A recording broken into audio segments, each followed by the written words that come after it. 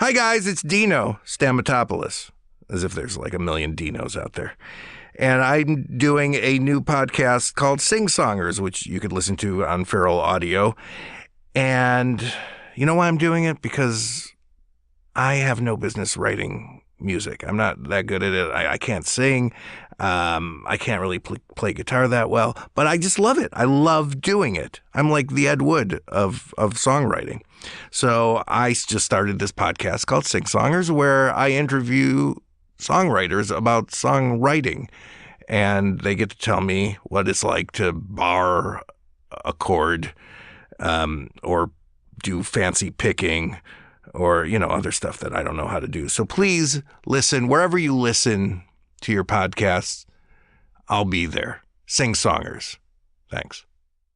Hello, America, all the countries and all the ships at sea. It's Jeff Davis from Harmontown, here to interrupt our show to talk about naturebox.com. It's snacks, but healthy snacks, delicious, healthy snacks. They got all kinds of cool shit. They send you stuff to your house. You order as much as you want. You eat as much as you want. Go to naturebox.com/Harmontown. And because you're a Harmontown fan and don't know what to do with your life, you get 50% off your first order. That's naturebox.com/Harmontown. Snack it up, motherfuckers. Feral Audio.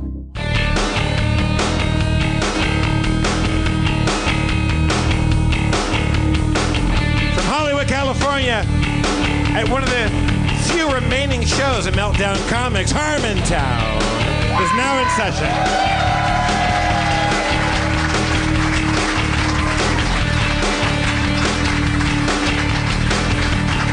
For your abject entertainment pleasure, Spencer Crittenden, everybody.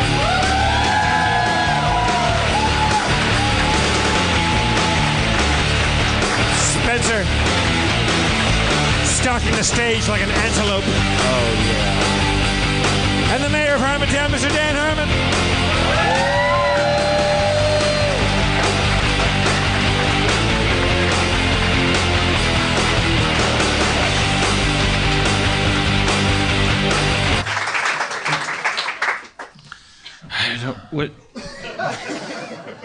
What's this? It's a cylinder. It's a joint? Okay. Thank you. What's written on the mic stand? Is it funny? It's a no. I mean, it's certainly. Look, I don't want to judge whoever did this. Is it you? Well, the joint. I mean, I think we're even now. This is because I'm a slow reader, so the top of the show was me like taking this all in. Dear Deanne, I was hoping to ask you some time travel questions. I know a bunch of your recent shows have been busy. I would love a couple minutes to chat. Sincerely, Michael. And you mean on stage? Like if we have a moment, we'll have you up or just at my place. You want to hang out? I think it. But I do think. Tavern on the Green in New York on Sunday afternoon. But I do think. I mean, I think given your goals, you played everything right. And you gave me a joint, and then there was a note, and it's like you're letting me have control of the relationship. Thank you, Michael. That's very nice. I'm a forgetful person, but I'll be looking at you for the next 2 hours, and maybe I'll remember. Michael, home brews beer, right? I put all that beer in the fridge. Okay, because I thought it just appeared from the. Because you have time travel questions. I don't know, whatever. My mind was racing trying to figure out, like, if I knew a guy had time travel questions, I could have done some prank where I, like, had a bucket fall on me, but then, like, planted it. I'm not sure. I'm not good at practical jokes. This is a terrible beginning to a show. It's not your fault. It's mine. All right, so thank you for coming on your Sunday. My name is Dan Harmon. This is Jeff Davis. We do a podcast called Harmontown. A little thrown. What's these glasses? It's like, am I really doing this? Am I wearing these? Yes. I've been wearing them for the last couple of days. Well, I think I look good. Fine. Who cares? I look like Steve Bannon. Did you know Steve Bannon sounds kind of like you? You look at Steve Bannon and you think he must sound like, oh, all these Jews, but he sounds kind of like, oh, yeah, all these Jews. He's like, I don't want to get off on a tangent here, but these Jews. It was striking to hear. I don't know. I almost feel like I walked by a mirror today and I swear I was wearing a checkered shirt like Steve Bannon and I have the same fucking wardrobe, same amount of gray in the hair, same length hair, same like we're both pickling ourselves, like both exploding into blood vessels and just like both just balls of fucking shit. And I caught like in the peripheral vision, I walked by an unexpected mirror. I didn't know it was a mirror, and I swear my first thought was Steve Bannon. It's like a weird that's how much like him I look if I wear a checkered shirt. So I got out my Henley and I look like Tom Cruise again. Fuck. Episode title. It's just gonna be one of those nights. I just got back from Portland and Did you fly in today? I flew back home today, and then I had a 4:00 meeting about trying to get that movie made with the Michael Jackson and the chimp, and with the Taika and the Waititi, and we're trying to make that happen, and so we had a Sunday like drink session with Power Hollywood trying to get that together. And then I came back home and just enough time to just, like joyless masturbate, like just sad, just like. What was going on with the joyless masturbation? Just frenetic, just frantic. Like the pace was just like it wasn't. There was no like confident stroke. Is that what you want to know? Is that what you're asking? I want you to tell us what the details. It's like, do you guys ever think about? I mean, we know. How many of you cover the camera on your laptop? We got let's say like 15, 20, actually strong 30%. Yeah. I every once in a while I'll cover it if I'll put like a breathe right strip on it from the night before. But it's like I go back and forth because I'm just like part of me is just like, yeah, choke on it, like yeah, watch me jerk off. Government, like watch every frame, like you never know, like they'll put little like teasers in there so they have to watch all of me jerking off. Like just go like, all right, let's do this one for ISIS maybe. Waiting for a very important phone call, but first. What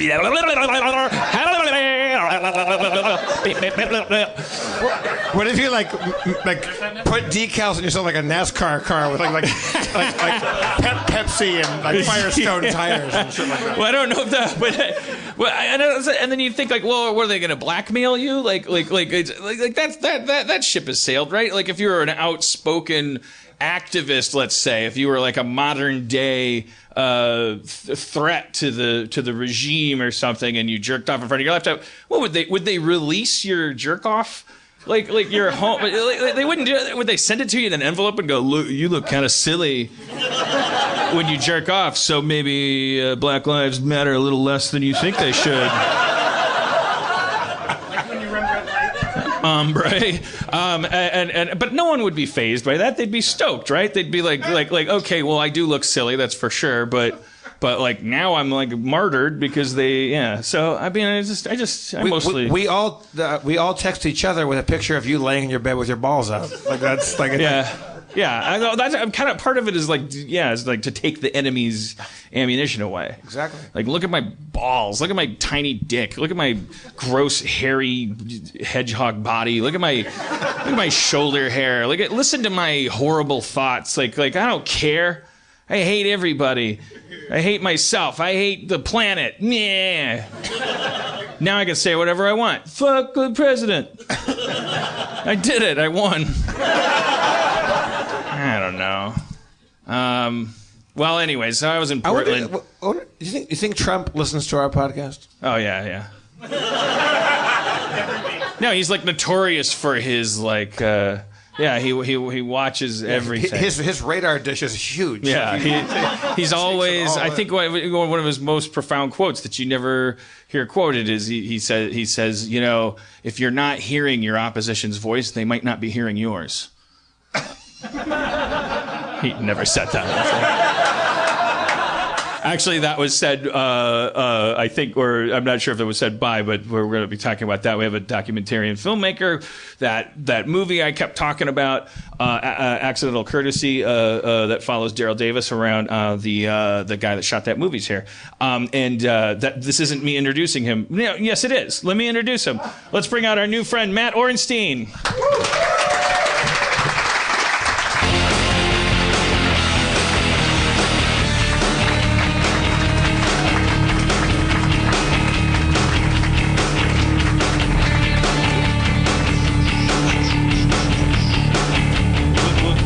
Would you like a drink?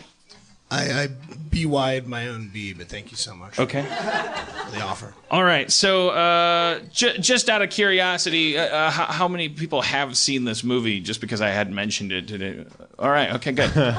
Given the grosses, I find that hard to believe. Let's start there. What is how is the documentary racket these days? I literally don't know where to keep the cash. This was your first movie, right? Like your first documentary. Was it your first movie as well? I've done a couple long-form documentary shorts, one of which was a narrative hybrid, so it was actors, but everyone else was a real person. And that was about the last space shuttle launch. And that did okay for itself, so that kind of led to this, I guess. Did you know that this was going to take about 3 years? And if so, I have follow-up questions. Did you? And if so, why was it worth it? Go. Well, I actually did not. I did not. Matt, while Dan does that bit, for our listeners, get the mic right in your lips because it's. Like, you want me to put the mic by the ice? No, get it right. Yeah, eat the mic. Eat the mic right there. I actually thought we could do it very quickly. I was supposed to direct like a high school movie, actually, like a good one, but a fairly normal movie. And I'd cleared all that time, the pre-production, the shoot time, and then it delayed. And so I thought, we'll just knock out the Daryl Davis thing, just like, you know. So you thought maybe 3 months, 6 months? 6 months, a year. I thought it'd be cake. Because he's. That seems reasonable. I mean, the movie opens with him telling a story that just sort of whiplashes you because everything that you think you understand about how bigotry and race is supposed to work in America is subverted by this very simple story in the beginning, which is your throat sounds like it might be a little tender, so I'll tell the story. But he tells us like there's the KKK's coming to town and they don't have a bus, and he has a bus and he lets them use his bus. And you're kind of like, wait, what's going on? I don't understand what's happening. And it sort of leaves you hanging because it doesn't, you can't understand it. This guy, Daryl Davis, like that's sort of how he started down this road of this very unique individual form of activism where he very simply befriends racists, not in an attempt to, he doesn't come at them and tell them how they're wrong. He doesn't even say, let's debate about it. He just makes friends with them. And then slowly over time, they tend to retire from racism. I describe it like he fights a war of erosion, or like, it's like the 100 Years battle. Like he knows eventually that it will work out, but it's not a hard sell by any means. The opening you're talking about, I love. I realized pretty quickly that we only had one chance to sort of use. The cold open could be very special because you don't necessarily know what his deal is, and you immediately have to recontextualize all this information right off the bat. Mm-hmm. And then as the film goes on, it sort of takes on a different meaning. Yeah, I mean, and then the meeting with the goddess, as Joseph Campbell would put it, like for me watching that documentary, is that then he goes and he's in Baltimore, correct? Baltimore. And there's these very like smart, like dedicated career activists, Kwame Rose and Tariq Touré, Kwame Rose, and J.C. Falk. Is J.C. Falk the older guy? JC's the older guy who. And I had already described this scene to them, which is that they sit down across the table from this guy, and you've been watching the whole time. You've been watching these kind of Jim Norton-y looking like KKK guys. I'm not Jim Norton's not racist. I'm just saying, like they're just putting a picture in your head. That's great casting. Of a guy. That's that one guy at the diner, right? You'd cast Jim Norton as that guy. Absolutely. Where you're watching over and over again, you're watching him sit down with these guys, and you're kind of like, it's confounding because you don't understand, like, well, wait, I don't understand how racism works then. If there's exceptions to it, then why don't you stop being racist? And then they go, well, they eventually do. They just need black friends. I mean, it's the reality, though. A lot of them have never had any black friends. And so in the absence of real information, you can tell them they have horns, and it flies for a little bit. And it becomes more of an expression of how much they care about their neighborhood or their family or themselves or their whatever. And there's just this thing they've never met. And that's the question that Daryl keeps asking. That's his thesis question is, how can you hate me if you've never met me? And it carries him through that. But then it's like, oh, now these times are upon us. These conversations are so important. And he sits down with these guys, these younger millennial activists, and in very short time, they're having a harder time seeing eye to eye than these more performance kind of like, hey, well, baseball, apple pie, I'll tell you, if you like Elvis, then I like you. Say cheese. And I don't mean to demean it or trivialize it, but it's like now it's time to have a real conversation, and it breaks down pretty quickly. And and those guys don't. It doesn't get like shouty, but those guys get up and go, you know what? Can't do it anymore. After they kind of call him out on what are you doing and what good is it doing? Like what has it changed? You've been doing it so long, and isn't it almost the thing that would kill me was when one of the two of them said, it seems like it's a fetish. Yeah. Which is something everyone had thought at some point a little bit, because a fetish doesn't necessarily mean what he does isn't valuable. It just means that he has grown to... He's fixated on it. He's fixated on this thing. And, just a tiny bit of background. Sorry, I'm a little... There we go. Daryl was raised in international schools. Daryl's the guy in the film. And his dad was a diplomat. So he grew up in this sort of utopian school environment where there really wasn't racism like we experience and take for granted here. So he comes back to the States, and it just does not compute. And he wants to know what the deal is. And that's sort of what opens the door on all of this. And it goes on to have, greater meaning for him. And he's a musician, right? He's a musician. He's played with Chuck Berry, rest in peace, and Little Richard, and all kinds of great musicians. He's really amazing at that. And that's often his way of communicating was initially through music. Like, he'd be playing somewhere and people would want to come talk to him. Mm-hmm. So it makes him a celebrity if you're in some little honky-tonk and you've been on Letterman with Chuck Berry. Right. And when you are that dedicated to music, then probably, you that's another reason why you tend to not see the things that get us tied up. Not that I'm a person that gets tied up in it, but we should bring up our black friend, Brandon Johnson. Let's get a black guy here, please. Brandon Johnson, he's our blackest friend. Blackest friend in the world, Brandon Johnson. Oh, I love that fucking theme song. Good God. That's a good fucking suit, Brandon. You did it again. Thank you so much, Mr. Davis. How do you... Yeah, you guys both look sharp. Jeff Davis, honestly, just always impeccable. Me, I'm like, I'm going to cut a couch up and take the fabric off, maybe rip out the interior of a 78 Oldsmobile Cutlass, and then wear that to the Harmontown show. Well, you have a great tailor then. Thank you. I mean, I don't know. Dan's worst nightmare is the show is you and me talking about suits. I mean, in his defense, he said he knew what a Henley was, though. I'll give him points for, he's like, my girlfriend, Henley. when I heard my girlfriend say it. Yeah. It's dope. It's dope. It's a big deal. Yeah, clothes. So one of the suits is better than the other suit, but you disagree on that? I mean, what? No, what? we're just admiring each other. Yeah. It's two men admiring the sartorial splendor that is Brandon Johnson and Jeff Davis. All right. Well, anyway, I just wanted to God get him bless. out because I didn't want him like waiting around while we talked about this stuff. But because Brandon's like he's people love him. He's the. It's very nice to you, Dan Harmon. I got to say, I love doing the show. People have been so nice to me since I started doing it, so thank everybody so much for the nice words. Yeah. Because it's difficult, because this is a difficult soup to get into, you know? It's not, I thought it's going to be like Oprah. Like, you know, easy. We're going to bring out some animals and see some animals, but no, every week it's some black shit. No.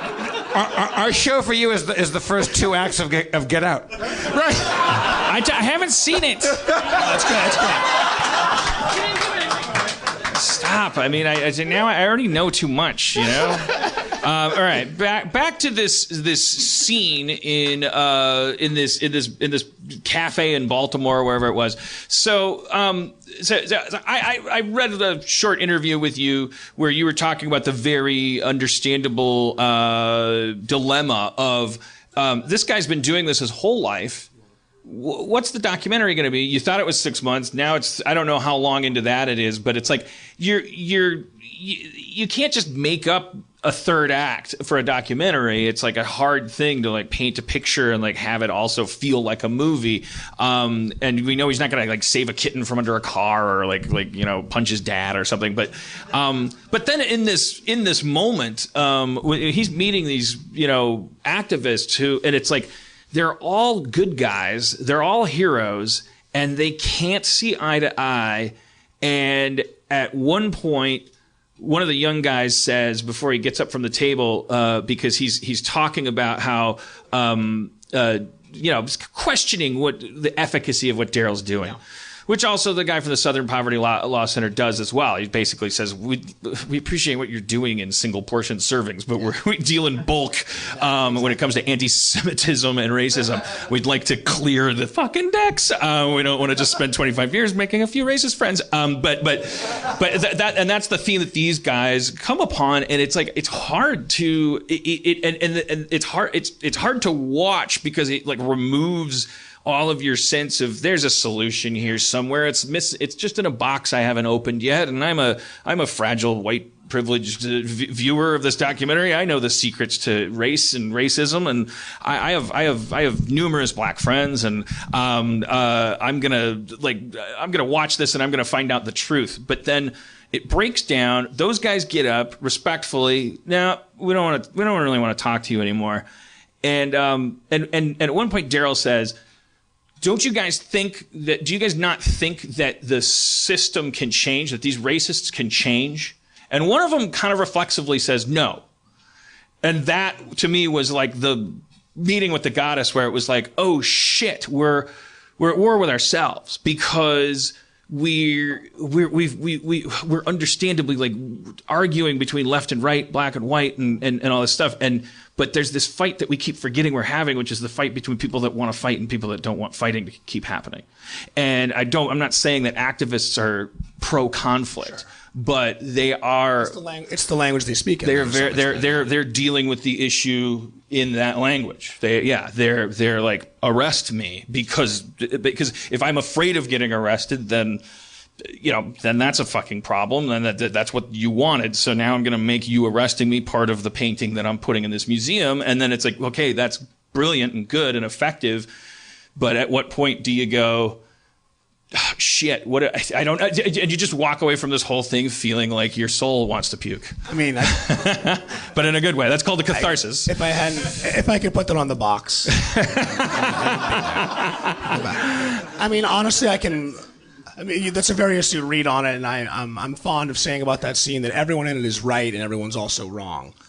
They are correct. The younger activists are correct that the stakes are different for them. They're watching their friends be killed in front of them, and Daryl's solution is not something that seems immediate enough to them. But they're also wrong that people can't change, which is hopefully kind of the big theme of the movie. I mean, to make it murkier and even less satisfying, for me, what I've really come to through this movie is racism. Racism's a social disease that is related to economics largely. I mean, it's like, it's horribly unfulfilling as that sounds. The factors that lead someone in an inner city to join a gang are the factors that lead someone in a rural area to join something like the Klan. The same lack of education, lack of options, the same broken homes. And so when we get into that scene, we're kind of butting up against that. Like, the real issue here has to do with education and opportunity, and a symptom is these KKK and skinhead guys. Right. Because their philosophies don't hold up. If they sit down for a grilled cheese with a friendly black guy, they within 5 minutes are saying, "Well, I don't." And if that's all it took, then like how solid was your belief system? Yeah, and so then you go, okay, this is dumb, and then you go, okay, there's a lot of dumb people, and then I it's like a question that I want. I mean, and anytime you can go, look, I made a documentary. I'm not talking about this shit. But I was curious driving over here. I was thinking about my thoughts on the issue, and I was like, is there? I guess circling around the question, like one question to start with would be, among white people, is liberalism, it gets easier the richer you are, right? That's not to say that the richer you are as a white guy, the more prone you are to be liberal. The statistics don't bear that out. However, show me a white liberal and I'll show you a support system. Right. I mean, I think like most things, it's probably easier to be wealthy and white and do them. It's easier. What? But it's. I'm sorry. Hey, Brandon, you should totally check it out, man. I was playing basketball and trying to get on America's Got Talent. But it really that takes you down a scary rabbit hole, which is, okay, so maybe I'm just not technically racist because my parents had a little less meth. Like I was born, it's just like when you start to get it, those are the thoughts that really haunt you when you go like, well, okay, so I had a neighbor with a swimming pool and I had a 3.0 GPA and I lived in the suburb and there were no bars on our windows. So, and I went to integrated schools. And so, but it was like I guess the thing I'm circling here is like, so we have the big problem that we have in our country is neither race, nor is it bigotry, nor is it's the fact that we refuse to address class, we refuse to address poverty, and that where there is poverty, there are things like that don't affect us as much, like people believing the earth is flat, people believing that there's no sun, that it gets eaten by a turtle at night. Like those things just don't affect how they hire and fire and who they shoot and like what words they say on Larry King. Like I don't know, I'm mixing a lot of things there. You're like, why would there be a poor white person on Larry King that believes turtles eat the sun? Well, they're clearly there because they're a Trump science advisor. Right. Because it's hard to find. Yeah, you got to find that. Snap. Equal time. Yeah. And so I don't know what. I don't have a question. I was just babbling about it. No, but you're babbling in the right direction. It really is. Thank you. Told you, fucking. I heard you fucking doubting me. Because we refuse. Honky pieces of shit. You tell them. Because we refuse to talk about class in a realistic way, we leave the door open for people like Trump to talk about it in a way to their advantage. Right. Poor black people and poor white people have a lot more in common than rich white people and poor white people at the end of the day. But like the color of their skin? I don't understand. No, I'm kidding. Okay. This is the age-old thing. We all know it too. Like even the dumb people know it, but they don't feel it. Well, you do this thing, collateral damage, where you're like, we're going to lose 100,000 people, but we're going to advance 20 million. So you'll do things like you'll create a nice, thin, poor white line next to a large black community, and then you'll keep super rich people further away. It's so fucking primitive. If you look in Los Angeles, all the rich people live up high. That's the most monkey shit that we do. And you want to say, like, when are we going to finally do this? But there's something about the human race that we're like, man, we got these places where we take people, they get sick, and we just put them in this place, man, it's called a hospital, where we devote 4 of those floors to titty augmentation. And then 1 floor to cancer research. And I think the same is with race, is that we're super trying to figure it out still. Racism is kind of complex, but it's really not that complex, but it works. It works without a head, so it's difficult to stop it. Correct? I think that is absolutely true, but I will also You say... better, man. I didn't just rip off Jesse Jackson for nothing.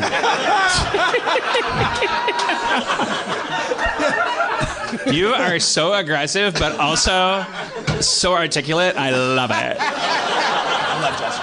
He's so articulate.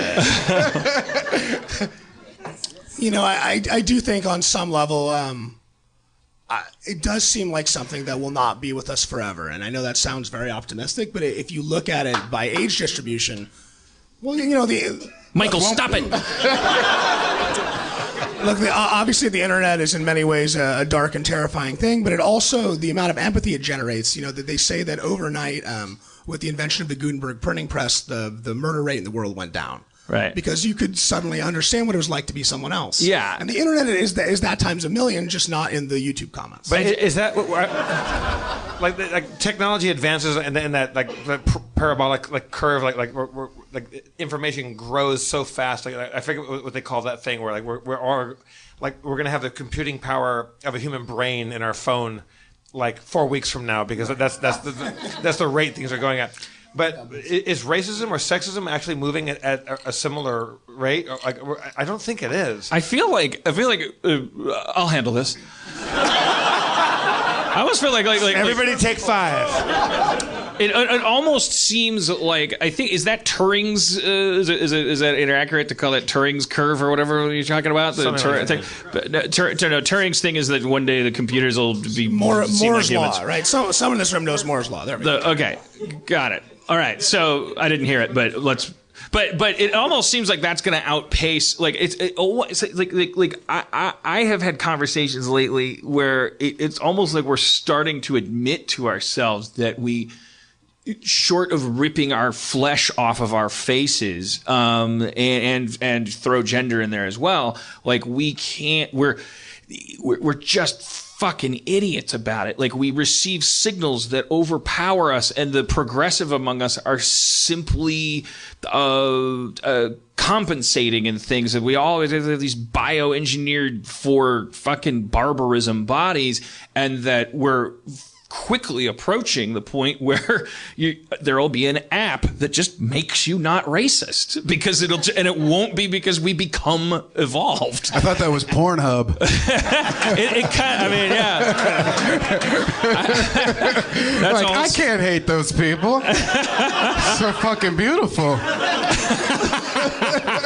I mean, it looks good in them swirls. That's two or more colors in a rolling ball of fuck. I mean, but you know, statistically, there's truth to that as well. Like eventually, I mean, it really is. It's all blending, and the numbers are changing, and the demographics are changing, and like the day when a non-college educated white man could run it all is definitely, the sun is setting on that, and that's part of what you're seeing is the last stand. It's these spasms, because it actually is. We talk often about, a guy in Kentucky doesn't have any Muslim friends or whatever. Well, yes and no. I think what's happening is that there's this Rubicon being crossed. Where but thanks to the internet, that person in Kentucky feels like it's at his doorstep now. Right. He, in a way that he never felt it before, and there was actually a kind of like strange like symbiosis between the heartland and the cities before that was always possible when they were separated by horse distance. Right. And it was like, oh, my cousin's coming to town. He's a little bit of a hillbilly. I mean, you know, there's been studies for I think 15 years now about the level of mistrust of people in the middle of the country, of the coast, and all the media related. Yeah. I mean, it's been there. We just kind of... Yeah, David Wong wrote this really great essay kind of summing that up in terms of our popular culture. It just all goes back to this whole thing that's, Hunger Games and all that stuff. It's like we in America in particular, we love the mythology of people in the country are simple folk. Right. They like to chew on their long grass things, and they're awful clever. They're like leprechauns. They got salt of the earth wisdom, and they got tricks they can pull, and they're the heart of the whole country. And then meanwhile in the cities, we in the cities propagate this myth. We look at ourselves as not city folk. We look at ourselves as country folk that moved to the city. Right. And so we write movies and TV shows about how, well, if you live in the city, you're this out of touch, pasty faced person with a mole sticker on your face and a heart shaped hair. And you're like, oh, what this next contestant will fight the laser shark for food. I love it. And we understand that has been, it's the outlaw hero versus the righteous hero. It's this idea of cities coming up and like, oh, the sheriff's important, but so is the Han Solo guy, mixing genres. I'm still following you. So I guess that's just me going, oh, I know what you're talking about. I can say it too, but longer. I think that it's obviously a cynical writing device, but it's also hopeful that maybe like if we threw off the shackles of the city, we'd be better, more honest, more straightforward people. Matt, could you make a documentary about Dan Harmon called Mixed Metaphors? I have some availability. But it does feel like, is there a chance that actually just because city living is getting more and more of a, like the money's thinning out. The millennial generation they're getting by on less. But they're rich. They are richer. There is more money privately now because people got super rich in the past 10 years. So that's who's buying houses in San Francisco and Los Angeles and Chicago. Millennials? So that's why. Yeah. Those pieces of shit. Yes, because I never trusted them. They're all around us. Yeah. Play it cool, Jackson. All I got to do is put out some records. I think millennials have just been pretending to live with their parents and not have a future of their own. I think it's like a long con. They also love racist stuff. They love it. They pretend to get outraged by stuff, but they love it. Tell me more, please. Like all of our crowd, the millennials, they come to the show. Like, what are they doing? Like, you guys, you get so afraid of us saying the wrong thing, but you keep coming every week. We're going to offend you every time. Well, I think I would. They're not here to defend themselves, but I would say that's because it's not like NASCAR where you're like, I hope I see a car flip over and have a disaster. I think it's more like if in NASCAR a car flipping over made the car stronger. Like if a burning Dan Harmon crawled out of every wreck and went like, now I'm made of asbestos and I'll handle those curves a little slower. I would watch that. Yeah, they do. I mean, I think I'm America's like Gen X, like unintentionally racist and sexist white knight uncle that like is like because I didn't get married when I was, or I did get married. That's right. Goddamn! Wow! Goddamn! Because I didn't get married and have kids on the schedule that would now have me have a 20-year-old kid, like I'm just like this weird drunk Gary Busey uncle at their wedding, going like, what are you kids talking about? Race? Here's the thing. You got your black people and your white people. Is that still a thing? Let's think about it spiritually. Oh, Uncle Gary Busey. That was a fucking wicked Gary Busey impression. You don't know you have one until you try it. I'm Gary Busey. I lost it. A very familiar feeling starting to come over me. I think even he has trouble these days keeping it in. But anyways, yeah, I think the Twitter's become a sewer. It just upsets me. I can't get off of it. I have this like.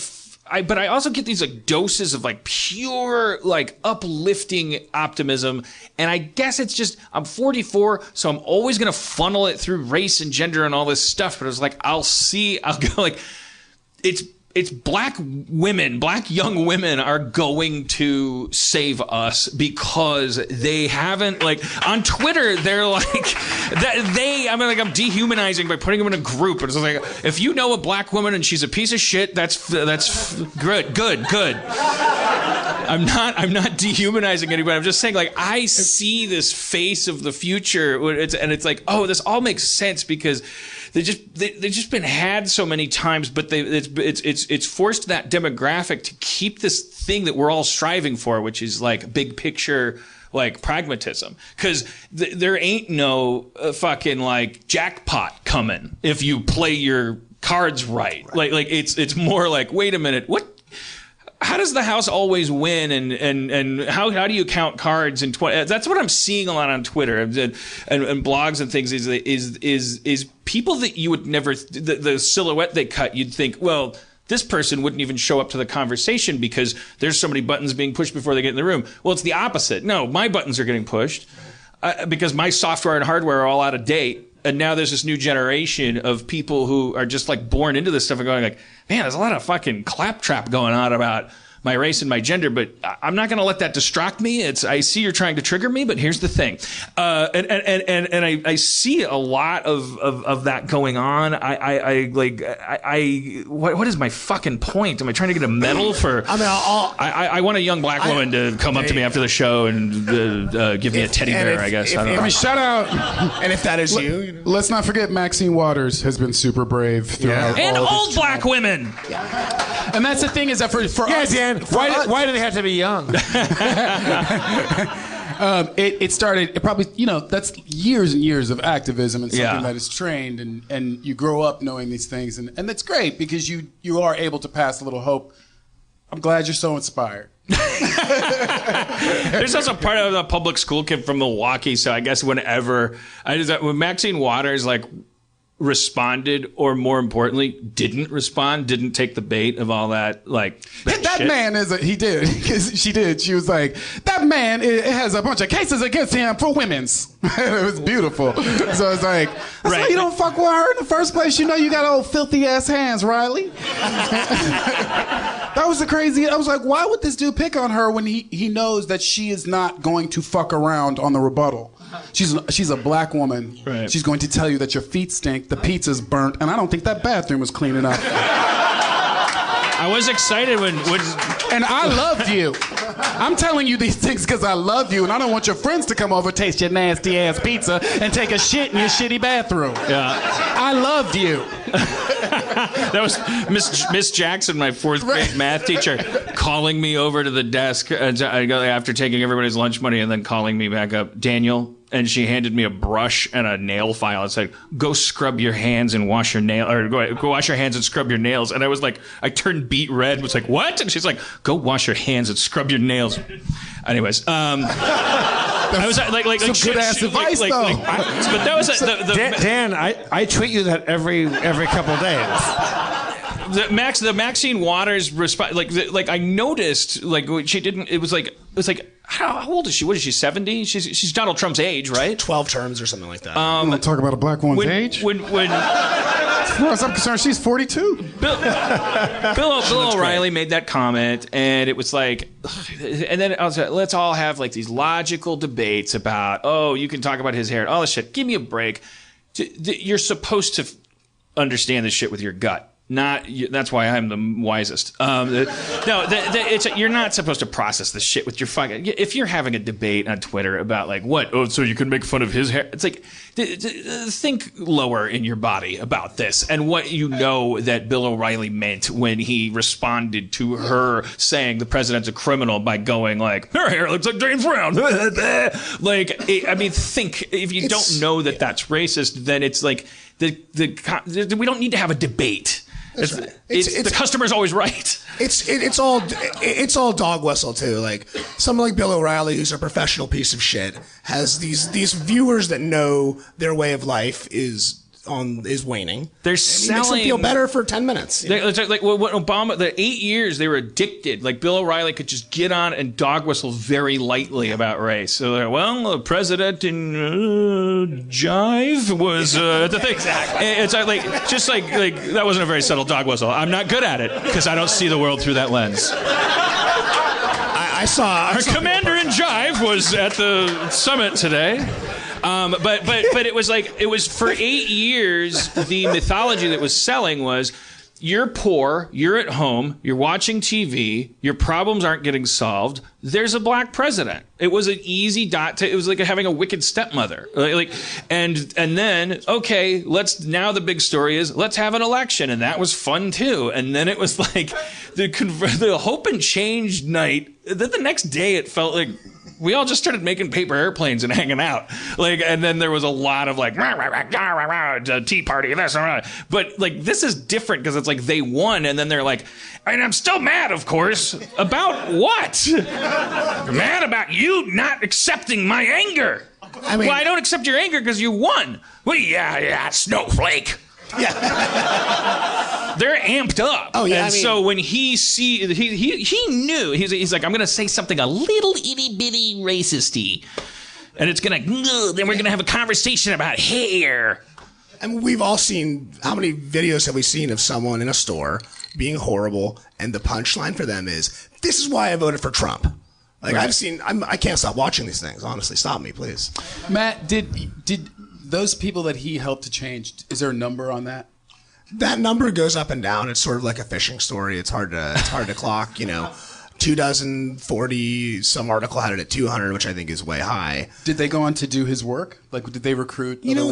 Some of them do. The guy who's at the end of the movie, Scott Shepard, who was a Grand Dragon and now is sort of an activist, he texts me that he's working on this guy or this other guy. I mean, it's definitely propagating itself on some level. Really deep. Yeah, how many of them make friends with him? And I'm asking for more data that you're going to say is up and down. But that's another question is do they make friends with him and then 30 years later go, my back hurts, I can't be racist anymore, here, take my Grand Wizard cloak? Does that count? I mean, I think it all counts, but some of it is that. I think that I would analogize it to being in a crime family. All of your kids' friends' parents are also part of it. If you're a Grand Dragon, you get paid dues. I mean, it's part of your financial structure. It really has to uproot your life to change it. Yeah. But then so you can get a job as a Grand Dragon. You can supplement your income for sure. That's Brandon. Not everybody can get a job as a Dragon. But there's a loophole. I'm from Hollywood. Well, the one in the movie in the purple robe has been murdered since the film. So there is at least one vacancy. But do you think? Do you think that was politically motivated? Was he murdered for? It was apparently his wife who he was leaving and her biological son. Missouri. And he died on the same day as Prince, which is fucked up. Yeah, don't even fuck with that day. Leave it alone. Yeah, they poisoned him so he'd be docile and then shot him for good measure, is my understanding of it. Whoa, okay. He was absolutely... very thorough. Oh, God. Yeah, and I will say one thing to myself in response to that comment about do they just get old and they're too old to be racist? But from my experience, not to say that my family has any old racists in it, but from my experience, if you don't... Getting older makes you more spiritual. It doesn't tend to make you more progressive. It's not just something to do because you're old. I find myself a little more God-fearing every pound I gain, and every time I get on the elliptical, I just genuflect a little bit. But there's that kind of thing. No atheist in a foxhole, and what is life but God is at war with us. He's killing us, and we tend to, anyways. But you kind of double down. That's my experience. Is you go to your grave without intervention, going dying, and by the way, I'm so glad there's no black people in my room that I'm dying in, because they'd probably steal my death. Even the death. Yeah, I have a new project I'm working on that sort of links into this, and a factor that all these countries where they have populist regimes that come to power, an aging population is like the number one factor. People are more afraid. They want to hold on to what they have. They're more willing to listen to convenient lies. Everything young is like, I mean, these guys, gee, give me a break. Like the things that they say and tweet, like I'm starting to get like, I shake my cane at them all the time. Everything young to the older you get, it's like a threat. Steve Martin made that hilarious joke when he hosted the Oscars. Like, I love to introduce the young filmmakers, I don't know, God damn it, I can't tell a fucking joke to save my life. I always love to meet the young filmmakers in Hollywood because they remind me of my death. Something like that. But that's it in a nutshell. Is like, hey, your old young people seem a little bit like poison ivy to you. Sure. Like they just feel icky. Like they feel like they're pushing you off the earth. I tried to do the same shit when I was your age. Don't bring it. We deserve it. We ain't doing shit with the earth anyway. Come on, young people. Y'all can have this motherfucker, man. It's all polluted and shit. You can't smoke inside anymore. You can fucking have it. Brandon and I were having a conversation about this at the airport lounge when we went to Chicago, and we were talking about, you kind of boiled it down to, well, we have a biological panic inside of us because we're descended, and some of us are descended from areas where if you had an orange in your hand, it made the difference between whether your kids could live or die. And we're kind of biologically reacting to that. I don't know. I could be. This is paranoid, but there's this crazy thing where you're like, if you look at the world, you notice that the population of white people is like way up high in the hills. It's like Canada, United States, and then over Africa and India and shit, there's like white people. But all the good shit is close to the equator. It's where all the oranges and the fruit and like the life and the dance and the fucking carnival, butt naked, beautiful black women are dancing in the streets, and it's crazy. So if you lived up there in those places that are closer to the cold, and you heard that there was a world that was warm and there was a lot of fruit and there was not as much disease potentially, you would no. You can keep your orange, thank you. God damn it, Michael! I swear to God. Yeah. This motherfucker heckled me with fruit. Yes. But I think that if you say a noun, he produces it. He's like, try something pussy. else, yeah. Two pussy? I think the world would look different to you because you're from a place where maybe it's barren. So you see these people down there and you're like, they're not actively managing their resources. We're starving. How can we get their shit?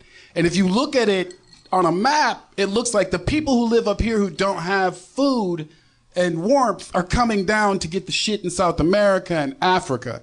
So what our thing is to sort of say, welcome. There's enough food for all of us. Come on down here, but we've been waiting for you. We're not worried about dying out. But if you live up in these places, you come from these places, you're like, fuck, my numbers are decreasing. Right. I can't have the United States become Mexican and black and Asian. I followed a mammoth down here. That's right. I busted my ass, and I don't have a lot of fucking resources when it comes to things that keep me healthy. So I can negotiate with these people and try and get the shit that they have, hot peppers and red fruits and orange fruits and yellow fruits, or I can just swoop down and take that shit.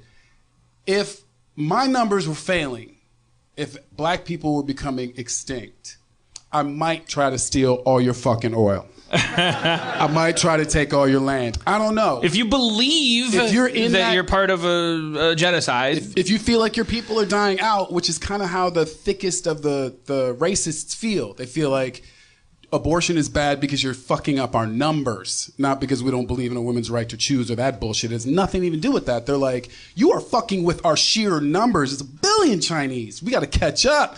Y'all Italian families, y'all Irish families ain't doing your jobs. But if you think like that, then yeah, it does make sense that this tribe would be warrior-like. But our job is to beat you to the punch and sort of be like, hey man, there's enough shit for everybody. Stick around. I'm invested in your survival just like I want you to be invested in mine. I like that model the best because it acknowledges this thing that like nags at me when I look at the world, and I just feel like empirically you could just observe the fact that if there's one accurate thing you could say about genetics, it's that white people are so good at racism. Like they're just gifted at it, and I just like, I don't want to believe that that's genetic, but at the same time, if you go purely egalitarian and go like, well, we're all exactly the same, then you are this. Then you have to be subjected to this world that keeps telling you you're wrong about your decidedly rational belief that everything's flat and even. And the nice different split is like, well, maybe there's a couple millennia of like what my therapist would call kind of like tribal memory and shit. Like it's not really genetic as much as it is like kind of just, I don't know, there's like some other field of storage, and that will burn out. There's that thing you often hear too, that, you know, when you're used to things being completely disproportionate, equality feels like you're losing. And I think there's a fair. We've all had those moments like where, have you ever like take like, I don't know, you're at a party and somebody says, hey, we should all get high and just hang out, and like and then like, I don't know, something weird happens, like somebody says, what if we all got pizza and like took off all our clothes and put it in a bucket, and you're like 23 and you're like, oh, I've never done this drug before, and pizza sounds good, and I just moved here from Portland, and I don't even like these clothes, and everyone's taking them off. And then we all have these like moments, like these random social experiments where somehow there's like sometimes you like fight this roller coaster ride where you take off all your clothes, you put it in the bucket with everyone else's clothes. The pizza comes. Someone else is in the bathroom, and you run your credit card for the pizza, but you're all high, and it was all like, and then there's just this moment where you have these like, as much as you were into the whole clothes in the bucket and everything, it's equal. You have this paranoid flash of, oh my God, I'm being fucked over. Like, everyone here hates me. I'm a dork. They're laughing at me. That's why they all have beautiful bodies. That's why they want their clothes in the bucket. So like they wanted to look at, I look like Paul Giamatti, and now I'm buying all their food, and they're fucking each other in the bathroom, and they probably have more drugs that they're not sharing with me, and you just start to lose your mind. That's not a story that actually happened to me. There's no such thing as a... No. That's so specific. It has to be autobiographical. There's a lot of detail in there. Dan, where was the clothes bucket party? Well, you know what? Actually, that was... How big is the bucket? All the clothes could fit in one bucket? I stitched some elements together there. There was a girl I went out with once that took me to a party. We were there because we were at the party. Yeah. The underwear party? No. Yeah. No.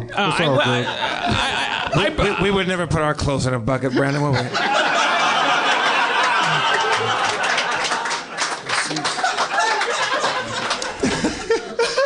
I briefly went out with a girl once who was like into yoga, and she was very attractive, and I was lonely, and but she was also really nice and like open and like emotionally like mature, and we'd go to dinner, and I'd go like, well, I feel like sometimes I grapple with, I feel like if you have good luck on Monday, then you're gonna get cancer on Tuesday, and she'd go like, have you ever experimented with maybe just having gratitude for what you have? And it's gratitude, huh? I like it. I like it. Gratitude. And we'd go to the beach, and she'd go like, I like that you don't want to go in the ocean and do yoga. I'm going to do some yoga. Is that okay? Yeah, all right. Everybody does whatever they want. That's what's great. And she'd do like yoga, and like, everything's going great. And then I just, it was only a couple dates, and we went to a party together, and then it was like all her friends that grew up in her neighborhood were at the party, and they all had gone to the same high school or whatever their version of high school was, like probably some academy or something, and it was like all of a sudden, and I was like, oh, they're all rich, and then they were like, and then somebody brought over a box of underwear, and they all were like dancing, and I was like, dancing, I do it at weddings, but I like getting high. I'll sit here and get high. And then I was the only one sitting and getting high, and then everyone was dancing, and then somebody brought over a box of underwear, and they're all like, let's all put on the underwear. Not over our clothes. That's not how you wear it. They all took off their clothes. So they all looked like Ken and Barbie dolls, and they were all rich, and they're all sexy, and they all did yoga, and I was a fat guy sitting on the balcony with a joint in my mouth, and I was just like, fuck all these people, fuck them. They fucking lied to me. They tricked me. It's just like fucking grade school. It's just like everything. They always laugh at the fat guy. What if I'm so fat I can't dance? What are you doing? This isn't a custom. Get everyone put on underwear. Who brought a box of underwear? I was wondering about that. You should have got naked and fucked him up. You should have put that belly on him. My point is that it's at those junctures when you start to risk melding with people that you're at the height, and you should be. It's that weird thing of like a Ouija board or like some game you'd play at a party where you're like, okay, so we're gonna reach out. We're both gonna do this thing, or like the stiff as a board thing. I'm gonna fall back and everyone catch me. It's like just that thought that gets in your head of like, boy, this could all be leading up to them just letting me hit the floor. And wouldn't that be a gas for them? And you hear stories where that's happened to some people in this room. You were at a sleepover and you played the game where you trust fall, and it was like either a mistake or it was actual fucking targeting. You hit the fucking floor, and you probably don't even know how traumatic it was. You probably think that you probably tell that story to your friends and go, and that's when I was like, I knew that was going to happen, and I'm more into Linux than I thought I was. And these people just are going to keep on debating between Mac and PC, and I'm like off the grid. But what really it's like, but you're always going to be dealing with like, I can't believe they fucking did that to me. It really hurt me inside and out. Anyways, but it's like yeah, racism. I mean, just to bring it back around, isolated people are who falls for this stuff in general. Like, that's the common theme. These are people that are isolated geographically and personally, and they find belonging through these ideas. Prisoner's dilemma. Yeah, that's what cops do. They separate you. They come into your room and they say, your buddy says you're a fuck up. You robbed the bank. The isolation makes you manipulatable. That's exactly right. And so now we have this internet, and it's like now we're at this age that none of us could predict, where it's like, how do we have an internet and the historical headline of this era of political history is fake news? The idea that, and it's not just the idea that Breitbart is fake news or that Breitbart calls MSNBC fake news. It's the idea that we can believe that we've never been more polarized in terms of the information that we're receiving. How is that? No one would have predicted that the internet would have caused that, but it makes sense because it's a trust fall exercise, and we're in a spasm of, are you going to fucking drop me? What happened? Is there a bat over my head or something? What? Wait. Where is the spider? Okay, all right. Jesus Christ, I thought it was on my head. She reached up with a beer can and put a spider in it, and then just fucking like grabbed a spider with a beer can, right? Which means she brought it in. I thought... You should have given him an orange.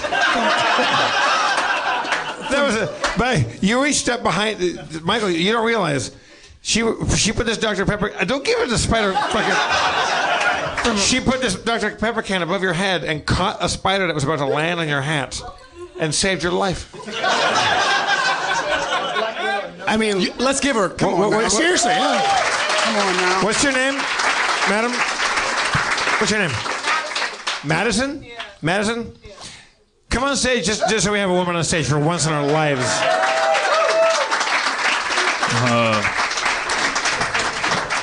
I think I know Michael's first time travel question. It's, did this Madison bitch come back in time to ruin my life? With all the spider maps? Yeah, I don't get that spider can. Oh, no!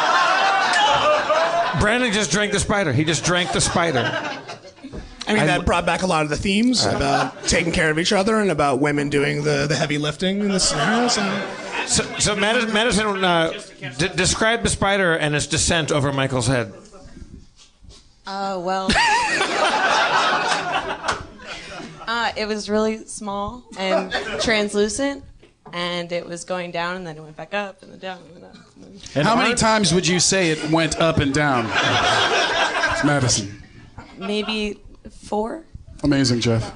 Amazing. But like a ninja, you use Dr. Pepper an empty Dr. Pepper can to just harvest it. Like, it was amazing.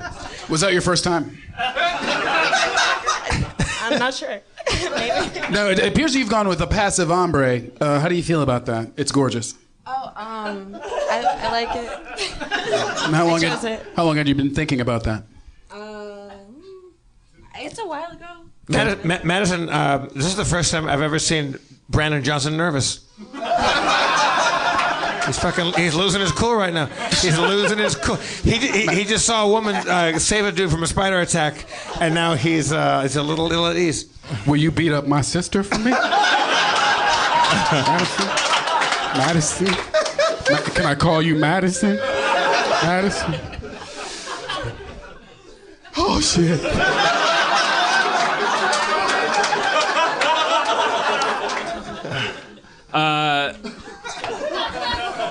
Madison, are you? Do you live in Los Angeles?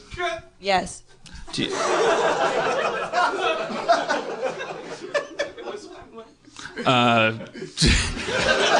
There was a weird reaction. I know that guy's on a ledge, but I'm going to ask a follow-up question. I hope he's cool with it. Are you going to school? Me? Okay. Yeah. Oh, no, I'm done school. Okay. Yeah. Oh, sorry. Right. Done. Yeah, Madison, get the mic right up to your mouth. We have a hard time hearing. I'm not in school anymore. Where did you go to school and what did you study? Loyola University, Chicago. Oh, wow. In communication. So are you a Jesuit? I am not a Jesuit, personally. But that's a Jesuit university? It is, yes. I went to a Jesuit university. Oh, neat. I dropped out of freshman year. I was a journalism major. Can't really be a major in your freshman year. Took the same class as everyone else. Just fancied myself a journalist. So you were in Chicago. So how long have you been out of school? You just came out to LA to ply your dream trade? No, I've been here for 4 years, and I graduated in 2011. All right. So what's the dream trade? I moved here for screenwriting, but now I'm working at a VR company as an art director. Seems like a good move. Justin Roiland, the creator of Rick and Morty, is it's 9/11. Make a wish.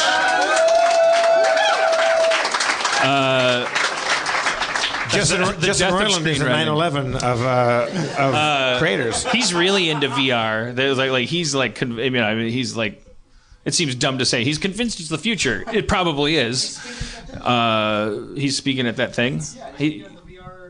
Yeah, I work for them. Yeah. Yeah, I You work work for the them. conference. So Justin's just speaking there, but I work for them. So ain't nobody gonna fuck with you, Madison. What aspect of VR are you specializing in? I'd like to do content creation. Like as a writer, I have an idea for a VR story or game or something like that. Not like coding and all that crap. Yeah, creative development. So what do you what have you noticed as a writer going into VR? Because I look at it and I just go oh shit, we're in trouble.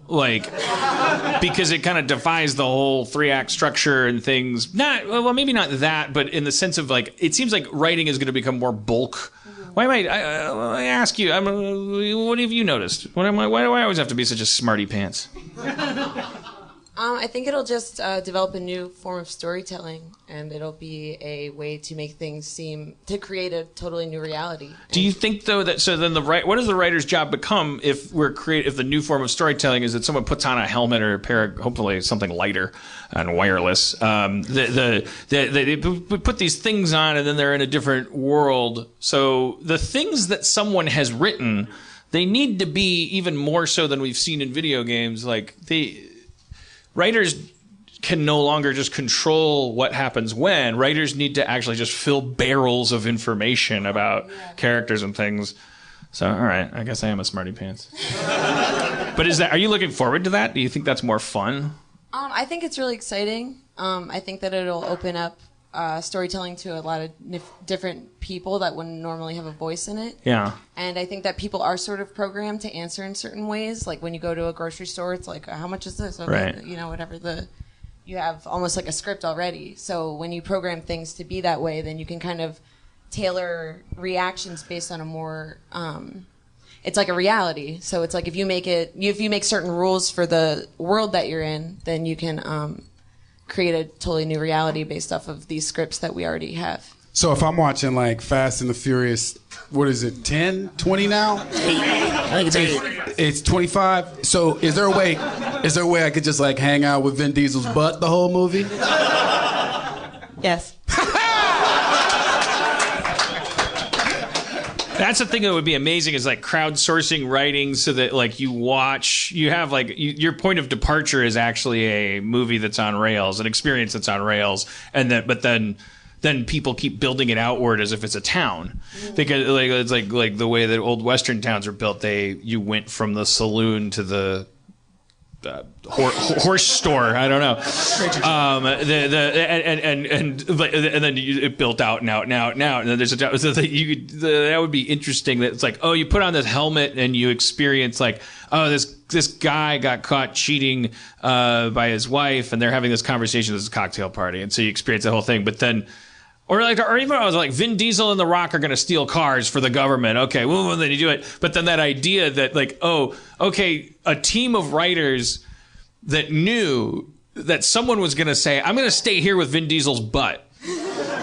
And that was as exciting to a curative type of writer who was like because we see that in fan fiction, like there's a writer for every crevice, you know, like someone was like. Yeah. And I'd like to shake that man's hands. So that you end up going into these experiences of Fast and the Furious 35,000 is actually, the virtual experience is more of a sandbox. Like, well, there's this thing that goes on where Vin Diesel and The Rock steal some cars, but people talk about stories as if they're real life. There's no distinction. They say, because that's how our life isn't real anymore. We say, hey, are you a foodie? Have you eaten at Cabbage and Dick's? They bring a cabbage and a dick, and it's like, it's an antelope penis, but it's like, it's filled with antioxidants, and then they bring this butter, and they make it by the table, and you have to make your own butter, and if your butter's better than theirs, you can put it on the dick. It's like, none of it's real. Like, it's not like, it's like, meanwhile in Lebanon, I don't know what's coming up. But like, so we're capable of experiencing an entire artificial world. So we would actually end up saying to each other, I would be not in a real room. I'd be talking to you guys. And then we'd say, hey, have you guys watched Fast and the Furious, but then hung out in Vin Diesel's ass crack? It's amazing because at midnight, Duncan Trussell comes in. And he's been doing this improv show where he's a character that steals a car out of his ass crack, and we're doing this hacking thing. I don't know. It would be cool to see people get different awards for different storylines. So, like, you'd get an Academy Award for the Vin Diesel butt thing, but not the movie. Yeah, well, it'd be interesting. It almost seems like you give awards 30 years from now. We'll give awards to engineers who fooled us into thinking we had free will. There you go. Like they'll go like, oh, this guy is like this genius or lady, and wow, it's not even funny anymore.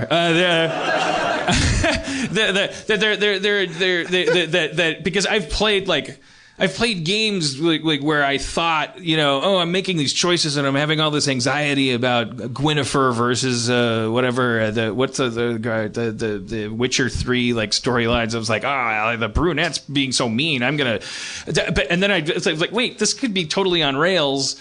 And like you said, a trip to the grocery store, like there's laws you don't even know you're able to break because you're so given to just like staying in lanes. But at the same time, you could create a situation where people feel like a rebel for buying Lucky Charms, and it's really fucked up. Like we're all fucked. I'm glad you said that. For a minute, it wasn't dystopian enough. Yeah, it scares me because also it seems like, well, then nobody's gonna go, oh, Dan Harmon did such a good job on anything, you know. They'll still say that.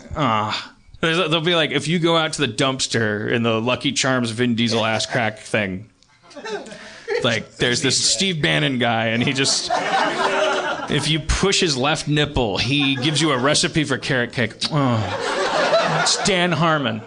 So meta. The carrot cake recipe is a show. Sad. Isn't that kind of like Westworld? It's like Westworld, Michael. Let's have Michael come up and ask his time travel questions. So let's Please Madison, give a round of applause to Madison, ladies and Madison gentlemen.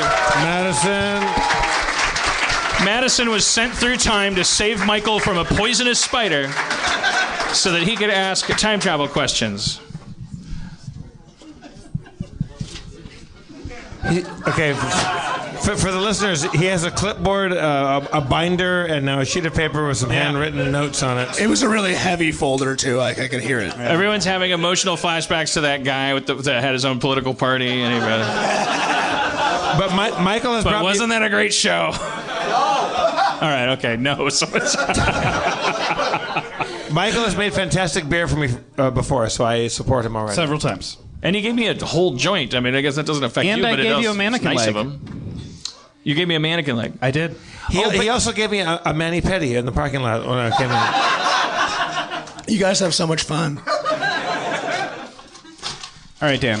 But I feel like the gift of the mannequin leg, wasn't it kind of like you were like, oh, I got to give a thing, and it was like it was a little bit of a it was like receiving the mannequin leg took something out of me. Did it? It's just my emotional memory. Maybe I'm conflating it with someone else. Well, but you had asked for it the week before. You told us the terrible story about how your mannequin leg was destroyed.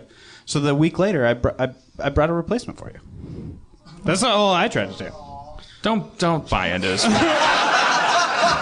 I'm just a person, Dan. That's no. I apologize for poisoning the well. That's all right. They don't like me anyway. So blank slate. You gave me a joint. You left a note. Time travel questions. Here we go. All right. If you sent yourself an email, I gave you that scoop too, Dan. If you sent yourself an email and you time-stamped it for 1,000 years in the future, would you arrive it like in this moment? If you sent it right now, would it be there in 1,000 years? Like in that moment? Don't look at me. I didn't do this.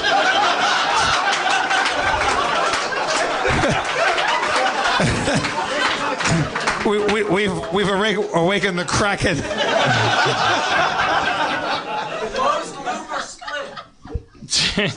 That's really just a technological question about, what happens to email when you timestamp it. But I was curious of Dan's opinion of that. Is it about email, or are you basically asking, does time travel work in a Back to the Future-y way or in a Rick and Morty way? If you sent the email and it arrives there instantly, if there was some way to technologically piggyback on that and send something backwards? You can't say technological and then piggyback. First time for everything. Technological piggyback. I am a chemical engineer. What do you work on? Snot.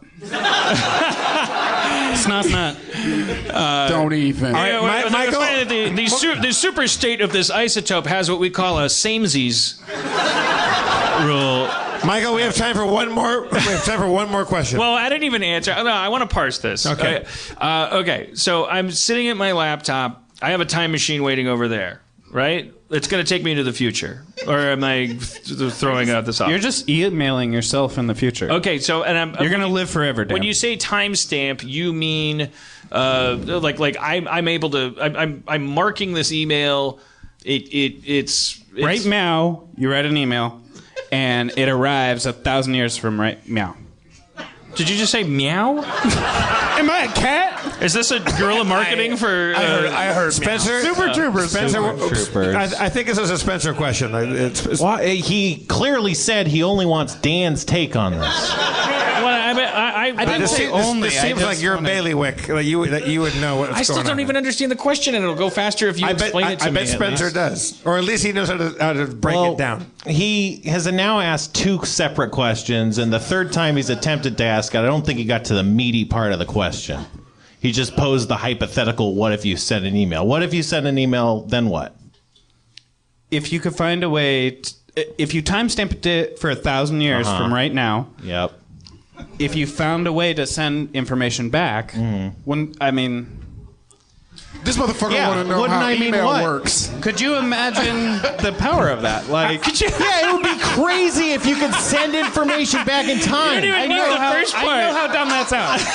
I know how dumb that sounds. All right, let's do a second time travel question. We have time. We only have time for 14 more questions. 14 more. All right. We were going to learn something from Madison. Madison was talking about the real future. The real future. The thing is, if Madison didn't save him from the spider, this might never have happened. Might never have happened. Alternate timelines. Bring that spider back down. Where's that Dr. Pepper can? All right. The darkest timeline. All right. This is where it all started, all your timelines down. Okay, lay it on us. All right, so do you know how torrenting works? Torrenting? Yeah. I may have procured a few copies of Photoshop 6 in my 20s. Sans authorization. Let's just say Adobe lived to appreciate my tutelage. Free market always finds a way. LimeWire. That's all I know, but that's like I used LimeWire to download a couple of Linkin Park songs and. All right. And then got a massive Second time travel question. So the way torrenting works, Okay, all right, sir. it puts a bunch of pieces together, Right. and then makes one full copy for each user. Seeds. Yeah. If you set a computer to do that infinitely, could you start making TV shows that haven't even been played yet? Because every week when a new episode comes out, everybody just puts together these pieces that nobody's had all those pieces together before. And then what if you just sent a computer to do that an infinite number of times? Wouldn't you eventually start creating content that had never existed? Yeah, that monkeys type in Shakespeare. Fox does a version of this, don't they? I guess that is basically the Million Monkeys thing. Plus, you'd have to. Well, the thing that they always leave out of the Million Monkeys typing Hamlet thing is that a million monkeys wouldn't eventually type Hamlet. Infinite monkeys would eventually type. Well, there is no eventually because they're infinite. They would have Hamlet within them because they'd all do random things. It's like someone would have to aggregate a torrent for a TV show that didn't exist.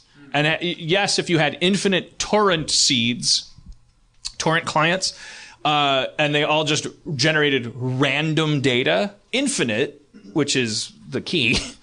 Yes, you could. You would then have to know what the TV show was in order to aggregate it, which kind of defeats the purpose. Because if you know it, then you have seen it or it exists. Okay. But if you did know what it was, would infinite torrenters be able to randomly torrent a TV show? Yes, it's the Infinite Monkeys making Hamlet. Let's hear from Michael, everybody. Michael, we did it. We saved the day. We solved the future. Should have let a spider eat him. Let's bring out Steve Agee, everybody. Steve Agee.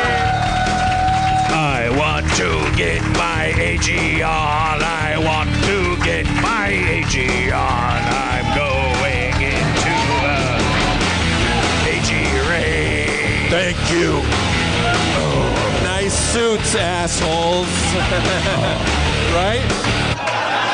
Spencer, you with me? Yeah, nice long pants, you fucks. Oh, wait, that's not cool. Yeah, because I wear shorts. Oh, we were on the same side. I'm escalating. What's up, Steve? How you doing, man?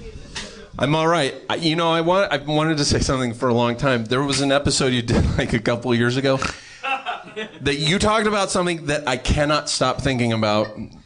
The idea of shitting someone else's pants when you die. Can't stop thinking about it. I think about it at least twice a week.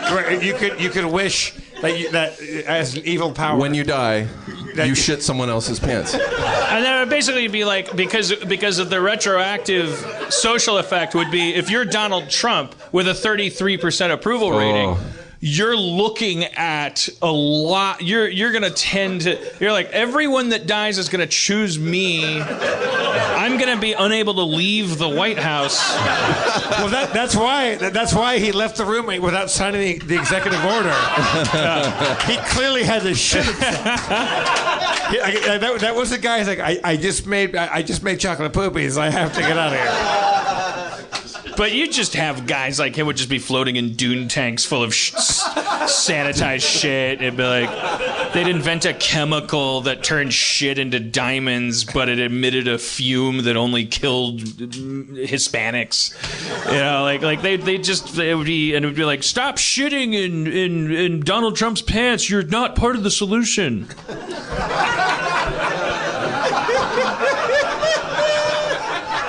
Dan, I think you're being pessimistic. Can I tell you guys one thing that I saw watch with Cody? We've been on this Dahmer trip. Cody and I are both writers. We're you know, it's like you know, we don't like. We're not gonna. It's hard to watch other people's stuff. Like okay, fine. I finally found somebody that admits. Like, it makes me feel less petty that she agrees. We watch a lot of true crime stuff. We're like, oh, this person's being murdered. This person's being eaten. So we're in a little bit of a Dahmer kick. And there's not a lot of quality Dahmer films out there. Like you go quickly from the documentaries about him to the docudramas. And one of them is called Raising Jeffrey Dahmer, and it's told from the perspective of his father. And so you're like, oh wow, that's an interesting idea, and you rent it, and it's like a $20 movie. I mean, the budget was $20, and it's for real. It's like if you wrote that as a sketch. It's exactly what you'd write as a sketch. It fades in on a guy like looking through a microscope because I guess his dad did that at work, and then the phone rings, and it goes like. Well, he's like looking at the thing, like, the phone rings and he goes like, Dahmer.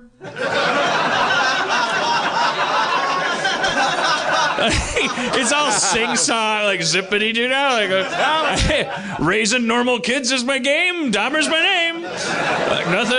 Walking on cloud nine. Ordinary world. You called the world of common day. No thresholds crossed. That's my motto. Dahmer. And then he goes, he what? He ate who? The whole body? It's him going. It's like a Bob Newhart bit. He's going. How? Why? Well, what did he? What? Well, I don't know. Well, hold on. I don't know. Well, goodbye. And then he calls another. He calls like his Dahmer's mother. So he goes, Martha, the police just called me. They said that Jeffrey's been arrested. Something about a murder. I don't know. That's what I asked them. And he just keeps going. Then another person calls and goes like, hello? What? Multiple people? It's like Rosencrantz and Guildenstern are dead if Hamlet was about clearing an apartment of 17 corpses. If that's all that happened in Hamlet, this is Rosencrantz and Guildenstern are dead. So he fucked not a the good corpse movie. in the what? And he put him in a 16 people? And he just keeps. At one point, he goes home. He lives in a one-bedroom apartment, Martha. I mean, just logistically, that seems strange. At one point, he goes home, and then he goes through the reporters, and they're going like, "Mr. Dahmer, what about your son eating all the people?" And he's like, "Wow, leave me alone. Just leave me alone. This is my home." And he goes in and he talks to his wife, and he goes like, they're all out there. All they want to do is just talk about Jeff eating people. I don't know what's going on, sweetie. I don't know. And then they sit on the couch together, and he picks up the remote for the TV and turns it on with this determined look on his face. And then the news is talking about Jeffrey Dahmer. And the mind blower is when the news is talking about Jeffrey Dahmer, he goes like, and turns it off. Like, well, his What goal were you was to watch Dukes of expecting? Hazzard. He was gonna get his mind off things. His son ate 17 people. He turned on the news. I thought he was doing it to get more information, but he was like perplexed. He's like, what? Everyone would get over it. No. It's like a broken record with this society. It's the season finale of Silver Spoons, for fuck's sake. My son apparently ate a measurable percentage of the local community, and the local news is all fucking having a field day about it. I don't get it. What are all these reporters? Anyway, I didn't want to. If I waited 2 weeks to talk about that, then it'd be like, you guys, 2 weeks ago I watched this movie. And you would detect, you'd go like, Harmon's a little rusty. But he doesn't have that joy when he just watched something. Does that hit close to home for you? Because that's your hometown. Yeah. Wait, what on earth? What in the anthrax is going on here? Somebody's handed me a note. Oh, no. And she ran out the building? Oh, shit. It's gonna blow! A list of microaggressions.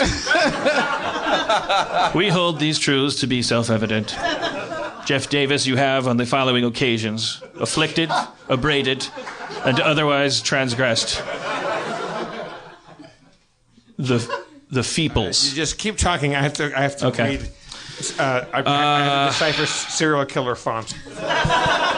In Portland, they don't have dispensaries. Dispensaries have you. In Portland, they have pot stores. Yeah. In Oregon, of course. I mean, we spent the last 2 decades we didn't really put any elbow grease into it, but we were like, it's technically medicine. Come on, I'm sick. And I had to go see a guy with a ponytail and a stethoscope and like lie about nausea. Like, I didn't become a pot smoker so I could lie. Also, they run you. They if you tell them a thing that you've been told to tell them, they will then question it. Yeah, they'll be like, really? And it becomes this bullshit. And at one point, you kind of want to be like, "Hey, motherfucker, you ain't a real doctor no more, anyway, bitch. Right. You wouldn't be here trying to write licenses for weed, motherfucker. What's your story?" Yeah. What is the stethoscope for? Right. It's protesting so much. Right. The answer why the stethoscope is because the ponytail, and you're unwilling to give up. And one. it's awesome to listen to your heartbeat when you're high as fuck. Yeah. But you go into now Colorado and Oregon, they legalized it. It's not medicinal. It's fucking pot. You just buy it. You're like there to get high. It's so amazing. You go in, you give a driver's license. They buzzed us in. You go back, the mason jars and all that stuff, just like at a dispensary. But there's no pretense of like, here's my prescription and here's my thing. You're just like, I was like, okay, so what do you got in a... I literally did this. Like I was like doing it half jokingly, but then it worked. I was like, she was like a, what do you call it, a sommelier, or what do you go? Sommelier. I was a Somalian. She was Somalian. I said she boarded your ship and took you. I said, what do you have in a 44-year-old walking around Portland, tends to check his pulse for 20 minutes if he gets too high, but likes the and as she was like listening, I was like, yeah, I'm here to do a public radio show, but I got to be sober 3 hours from now, but also I can't get on the plane with too much, but like also just describing like yeah, I didn't vote for Trump, but I'm starting to lose faith in the liberals, and I just feel like nihilistic and anarchistic again, but I don't want to feel that way, and I feel like part of it is emotional exhaustion. She's like removing jars from a group as I was like Cody was watching her and she was like, I was like, was I imagining it? She's like, no, she for real was like really listening to you and like down to the last thing. She was like, okay, that eliminates that jar, and then let me smell just a bunch of pot, and then I got a joint of that pot, and it was great. It solved the It was great. Yeah, she might have been fucking with me, but Well, in Portland, that's what they do in Portland. They make a big deal about this one's got faux beans. It's made out of lettuce, and this one's full of mint flavor, and it's good for reading. And like, it's a weird thing. You go in LA, they do that a tiny bit, and it's on the signage, but no one does that. But in Portland, they have cards, and they want to get your number and stuff. It's a weird. The language was. I swear, I wish I had recorded it. I was like, because it was so like it was, you couldn't write it, and it was like so sincere, and it was like all this chestnutty after mellow and a come down with lemony, a lift up and a giggle puss and a thing. Soaring cerebral effects. I walked into if I've told it before, stop me. I was on the road in Washington State with Ryan Stiles and Greg Proops and like the Who's Line guys, and we pulled off the road. There was a sign that said, "Deli, weed, liquor." It's like a barn in the middle of a farm. And we pull off there, and Greg's like, "Oh yeah." And it's 10. It's exactly 10 a.m. And they had just opened up, and we walked in, and there's like 3 24-year-old guys working there, and they were clearly just high as Georgia pines. Like they had already really gotten it on. And the cast of Whose Line Is It Anyway walks in. And 24-year-olds grew up on that because their parents would watch that with them when they were 6. Because that was family TV that they could all watch together. And they like absolutely freaked the fuck out. Give him a suggestion. Give him a suggestion. Give him a suggestion. They'll get out. They forgot to charge us. It was amazing.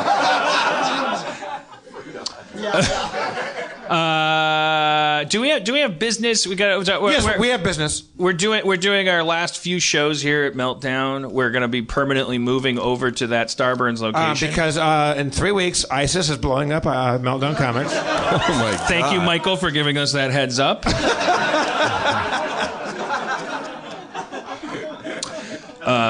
Yeah.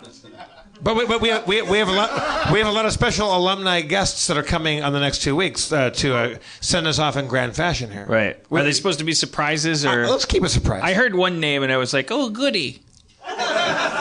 It rhymes with Faye Meno. It's Jay Leno. Oh shit! No, it's not Jay Leno. I'm joking. Jay Leno's not coming. Good. Boo. Well, we'll be doing that, and then we'll be. I don't know. Do you guys still care about the tax march? Isn't that happening? Oh yeah. Thank you. April 15th. We got to do that. I'm exhausted too.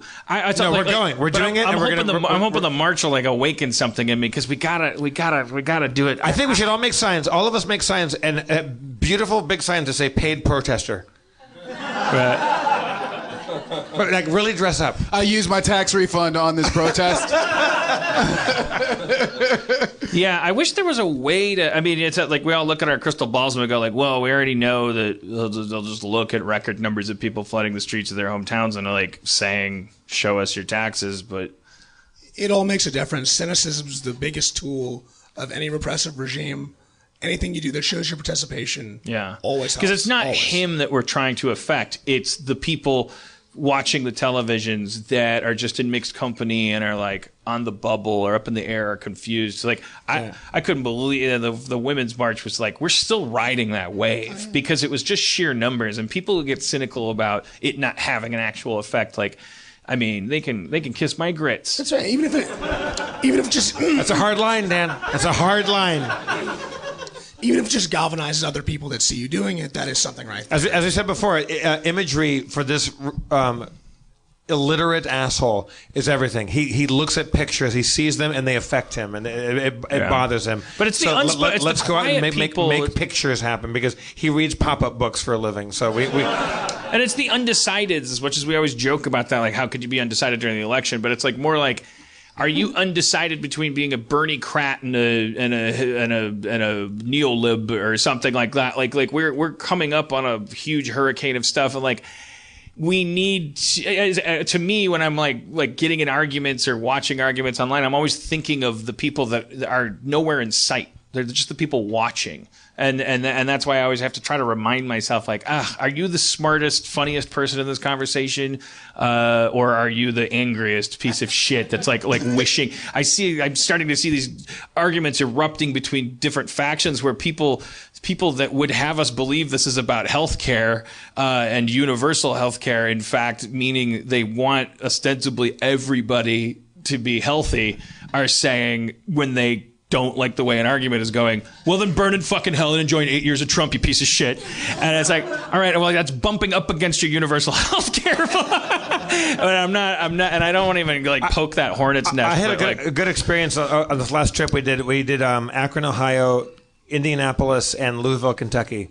And Akron's a little more red than Indianapolis, which actually you can find, like, it's kind of blue in Indianapolis. And I had a resist pin on that Greg Proops, like some fan of his, gave me, like a little safety pin that had like beads that resist on it. And in Akron, they kind of see it, they notice it, they don't talk about it. In Indianapolis, people came up and said thank you, like awesome. And we did our show and we banged on Mike Pence because he's from there. We banged on him hard, and the crowd like almost stood up and fucking cheered because they, like in Indianapolis, they're like, "Fuck that guy." Let's go find out where he lives. Oh, he sold his house; someone else lives there now. But like, let's still go.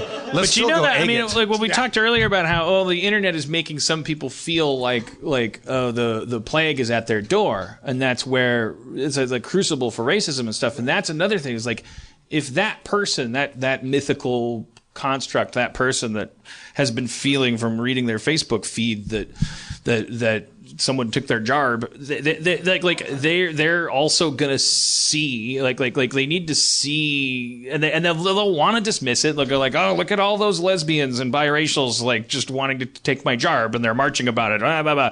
But there's people that are on the bubble, that are in the air, that are like, I feel this pressure. I feel like the world's changing, and I'm scared of the world and all this stuff. And I think that's why it's so important that those signs are really funny and that there's like happy looking people out there, and it's like and shit doesn't get fucked up and set on fire. My favorite sign was a sign in Scotland during the Muslim ban marches, and they marched in Glasgow and shit. And a sign said, "Your ma was an immigrant, you absolute roaster." I don't even know what a roaster means. It's fucking you absolute roaster. That's so you know what a roaster good. means. Yeah. Also, at the end of the day, the reason that we amass is to show that there are more of us, and that you can have 750,000 of us show up very peaceably, or you can have 75 of us show up armed. Right. And at the point that we all start to head out to the town square, the government and people in charge should sort of be like, shit. Let's go ahead and talk to these people. So one of the reasons you want to go to rallies and you want to go to marches is so that we don't have to be in those smaller numbers having to do fiercer shit. Yeah, protests scare the establishment. They really do, and letters and calls and all that shit. It's tedious and it's fucked up. But I'd rather go out there and be silly and have a tambourine and be a fucking noisy asshole and do it every goddamn weekend, anytime you're free, and do it, because we have an idiot president who hates turning on the TV because it's all he watches. It's all he does. He doesn't read books. He doesn't read the paper. He turns the TV on, and if he sees imagery of people all over the country and all over the world mocking him, it affects him. So and it's like a Dick Clark special. If you're living in a town where you're actually in the minority as a liberal, like, I mean, my heart goes out to you, and I God knows I haven't done anything difficult during all of this shit, but like just as a suggestion, it's like, oh, there's not going to be 17,000 people in my town flooding into the square, and also there might be a bunch more people showing up and kind of like glaring at me that are on the other side. All the more reason to like make your sign funny so that you have the truth on your side and the humor on your side and the high road on your side. If there's 50 of you, and it's like CNN's still going to cut to that during that morning. And the image of the little girl holding a sign in D.C. that said Trump eats farts. That's heavy fucking hitting. What were you going to say? It's just very important to think about who the audience is for. So it's important that you can be funny, but also it should be, excuse me, patriotic and nonviolent and all those things. Like, it should speak to a portion of the country. I don't know what's going on with my voice here. This is the worst. Were you on a press tour? Like, you've been talking a lot? I have been talking a lot. I've been known to. Or is the Klan trying to suppress your words? What does jarb mean? Easy. Get off me, devil! I mean, we still have some time left. Dan, I don't think we're done with your Gary Busey impression. I think that has to come back for at least for a moment. I think maybe in rap form. I think that we have to pass it down the line. Maybe Right. Gary Busey comes in and does a verse. I'll do a Gary Busey rap just from the top of the shit. Are you ready to rock on that one? Is that what you want? I just wanted to talk about that weird ceremony that Levy did on the sidewalk where they put a cube on his he head. got What's it called? Trifling. Tilleman? Millinan? What's it They were trifling with them. Tifflin. Tiffling. I don't know. Tifflin. Levy sent us picture. Levy was walking down the sidewalk at a Hasidic. He tied up his arm. It was weird. What? It was like a Levy, ritual. grab the mic and break it down for us. And they put a. Here, take- Levy, ladies and gentlemen, make some noise! Hello. I mean, look at this hair. He just sniped me. Yeah. I was walking down the street in Beverly Hills. He was like, "You're Jewish." I was like, "Yeah." He was like, "You got to do tefillin." I mean, I didn't know what to say. So I don't really want to. Did you know what what that tefillin was? was? That you were, Yeah. Because I don't. What is? Break it down for the goyim. I mean, I don't know exactly what it is, but I remember. It's a mitzvah. Yeah, it's like It's certainly a mitzvah. Right. Well, I remember like in college, the local rabbi knew who I was because my roommate was more religious a little bit, and he introduced me. He was a good guy. Like we went to like a class once where like everyone got to discuss Judaism and God and whatever, and I was like, I don't know, and everyone would say their thing. It was an open discussion, and he liked having me there because I represented the side that doesn't believe. All right. So you're setting us up. You're saying, as a character, I'm kind of a secular Jew, is what you're saying. Yeah. I'm culturally Jewish, definitely. Yeah. But I'm not practicing. Right. But he one time in college was like, "Oh, Levy, come on, you got to do some tefillin," and I was like, I don't want to. In the same situation, and I was in this restaurant on campus. And then there was another guy on the other side of the room, and he's saying like, "Come on, you got to have this thing. It's really delicious." And then it broke into this argument between the people saying, "Tastes great." Tefillin. No, it's a reference to a light beer campaign from the 80s. It didn't even. I couldn't even. I can't believe I didn't think of that pun.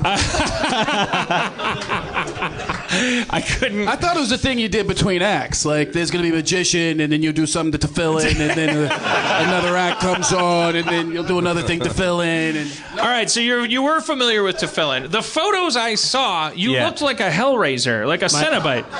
There was the black plastic cube on his head. It's a little wild, yeah. It's not. It doesn't look ancient at all. It looks what the fuck is cybernetic. tefillin? I've seen the cube before. I didn't. Yeah. It's like this. I mean, a Hellraiser cube? Cody described it as like some kind of like S&M thing with like you straps. had a belt wrapped and, like, around your arm. Yeah. It's like they wrap it around your finger and then all the so way how did up. they start? You said, yes, I'll do tefillin, and then he starts wrapping your arm, or did he He touch was just the like, cube come on, to you? it takes 30 seconds. And I was like, I don't really, and he just kept getting, he got it out, and I was like, all right, well, I guess I have to. And then what is the process? Like, what and were then the he starts wrapping it around and then it stays on your arm in this place, and he's giving you Hebrew words to repeat.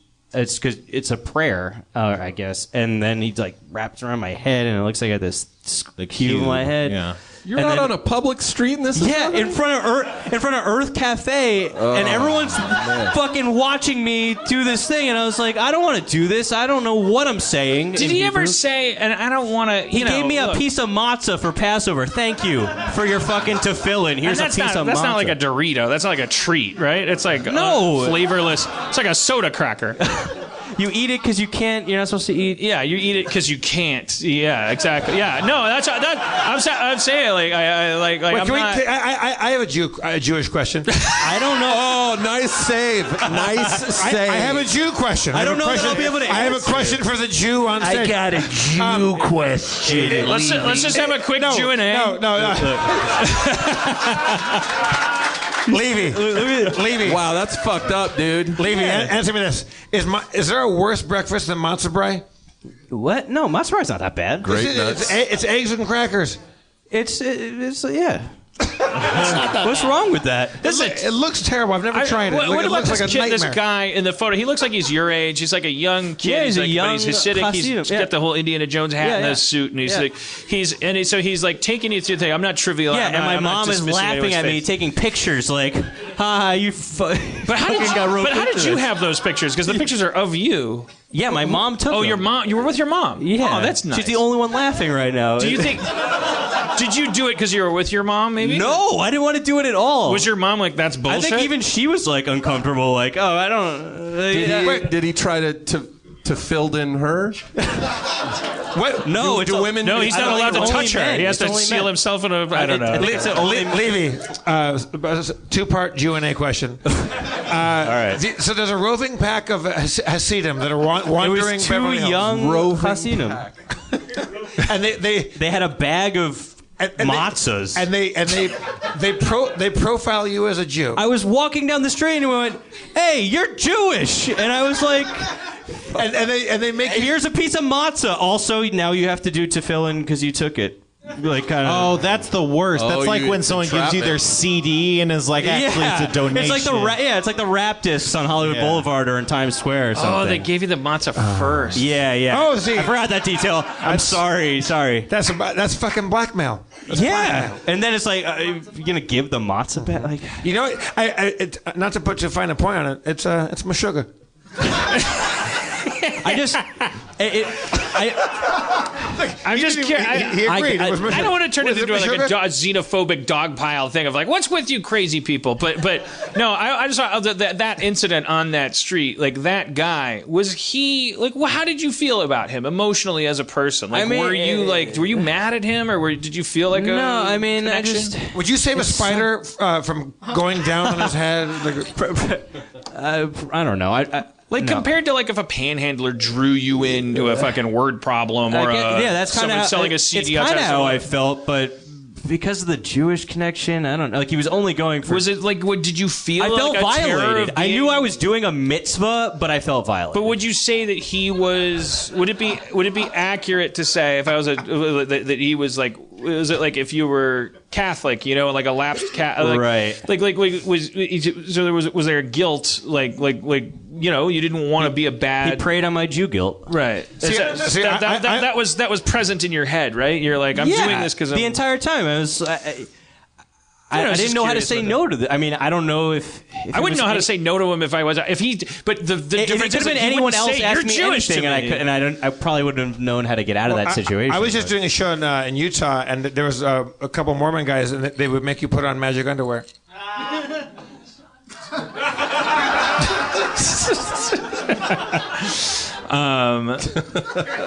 True story. Gary Busey rap. The show's almost over, Dan. I mean, did he say while he was rapping that? Because that belt looked like it took so long. It was to real rap. tight. Did he ever say like? It was very precise. When he's rapping around, did he go, "Thanks for doing this, by the way"? A lot of people don't do it. No. The funny thing is, we went into it's a tough corner. We went into a store, like a couple stores down, and then my mom was holding this piece of matzah, and this guy walked in, and he was like, "Oh Jesus, he got you too."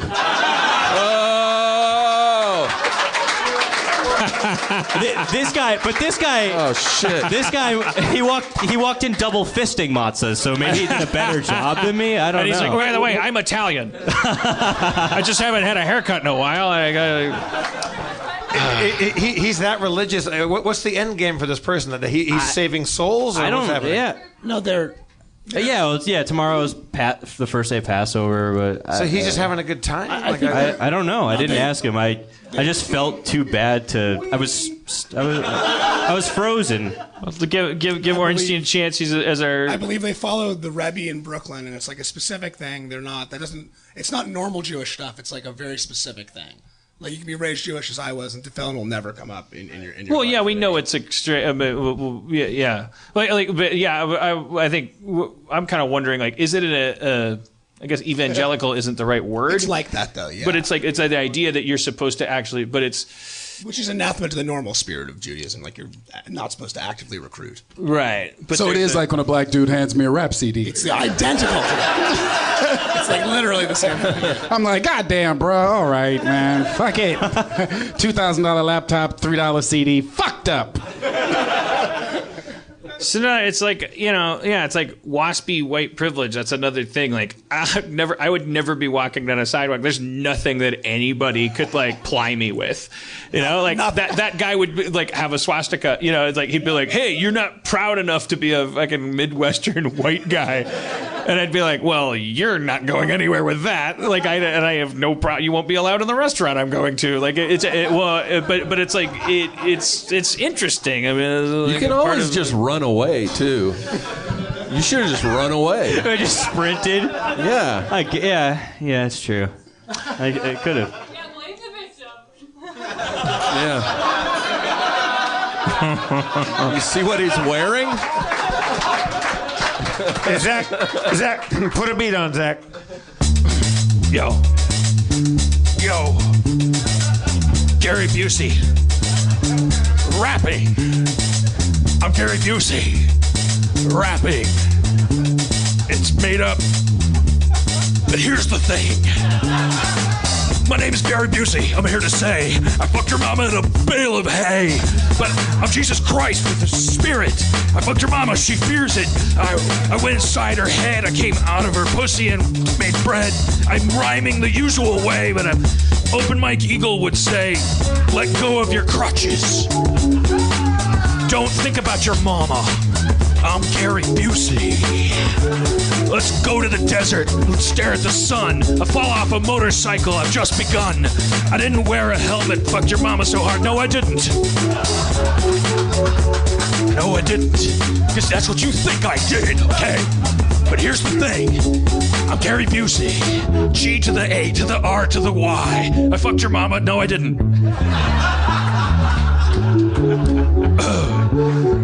B to the U to the S-E-Y. I didn't fuck anybody. Here's why. I'm apotheosized. I'm part man, part God. Gary Busey.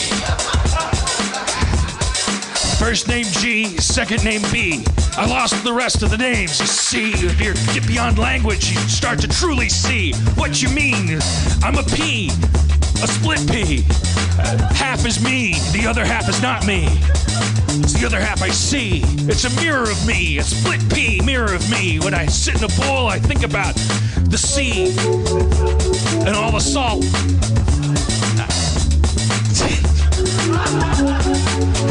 Charles Carroll.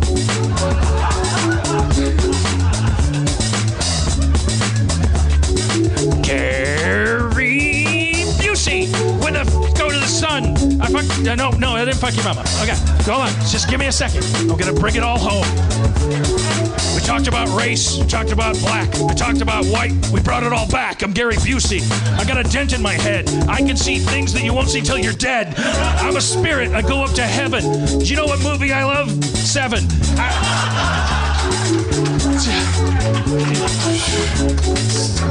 Not just because it rhymes with heaven, because that would be bad rap. I wouldn't be flowing. I'd be going. I'm gonna call an Uber and not a Lyft because my politics don't hold up to shit. I want an SUV because I want to be left in peace when I pee in the back seat of the car while I play Minecraft, try to go farther than I have. I'm playing a Skyblock mod pack. That's the kind where you start on just a block of dirt and then you have to make everything that usually is not worth that much. You have to sift dirt to make iron. It's fucking crazy. Gary Busey.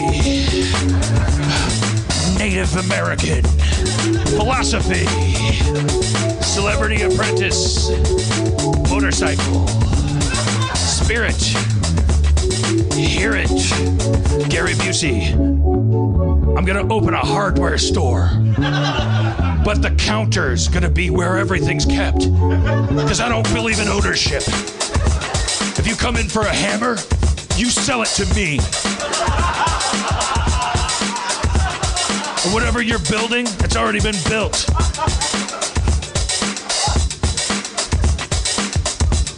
No. Time travel's the dot you connect. I'm bigger than that. Bigger than everything. Bigger than the American eagle. Don't put it on an endangered list. Let it be free of bureaucracy.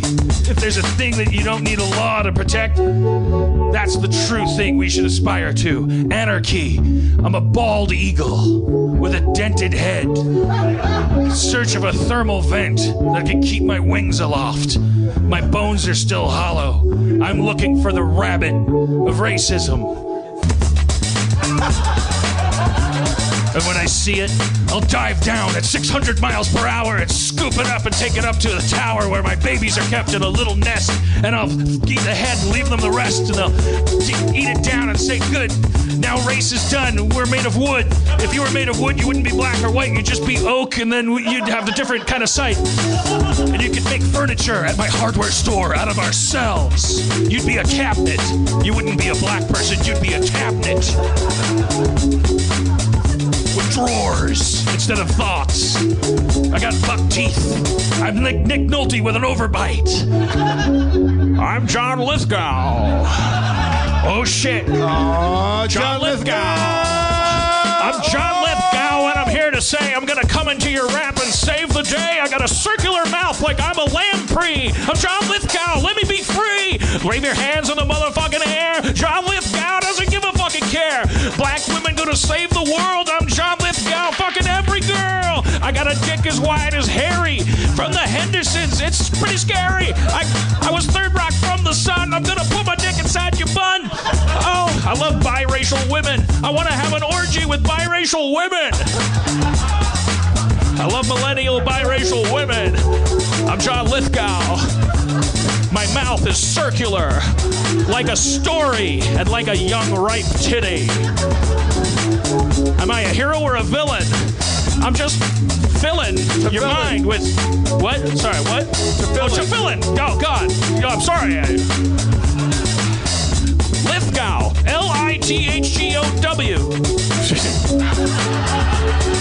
Thank you for coming to Harmontown, everybody. That's been our show. Steve Levy. Steve Agee. Oh, Brandon Johnson. Incredible. Incredible. Michael Madison. Matt Ornstein.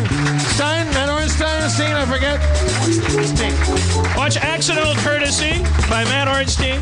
Is there anything else you want to plug? We didn't even ask you that. We're working on anything else? Oh, thank you so much. I am working on a new one, so hopefully you'll have me back next time again. Okay. But in the meantime, Accidental Courtesy is on Netflix. So good.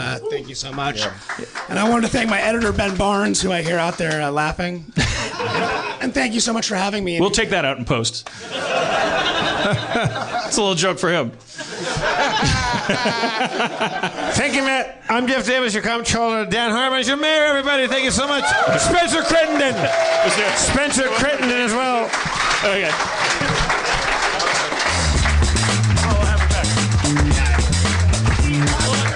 Drive fast and take chances, everybody.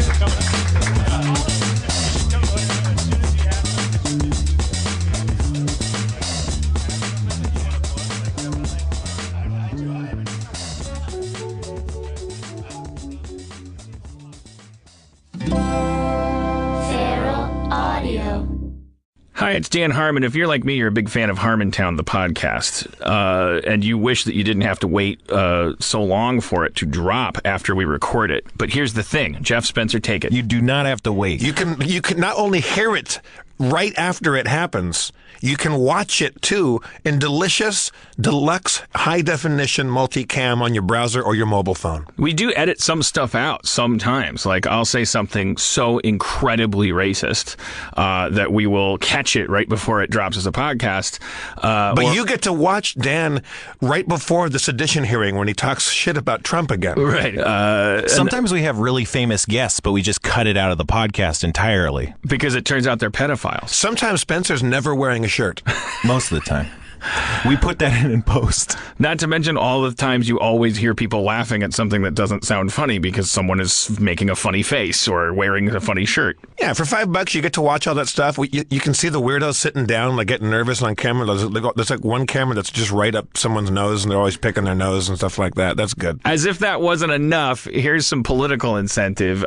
We will match your new subscription to the Harmontown live feed up until April 15th. The day of the big tax march, we'll match it with a donation to the ACLU, which stands for a clue, which is what you should get.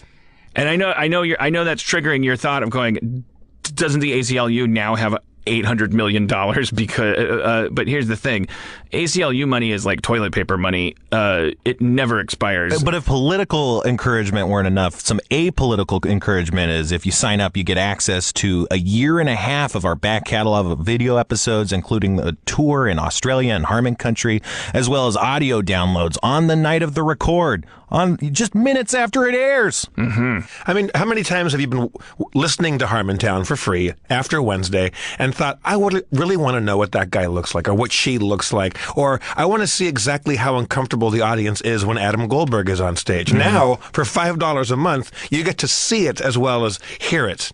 You can almost taste the Harmontown. Go to harmontown.com/live for your subscription to watch us as well as hear us. It really, really is a taste treat.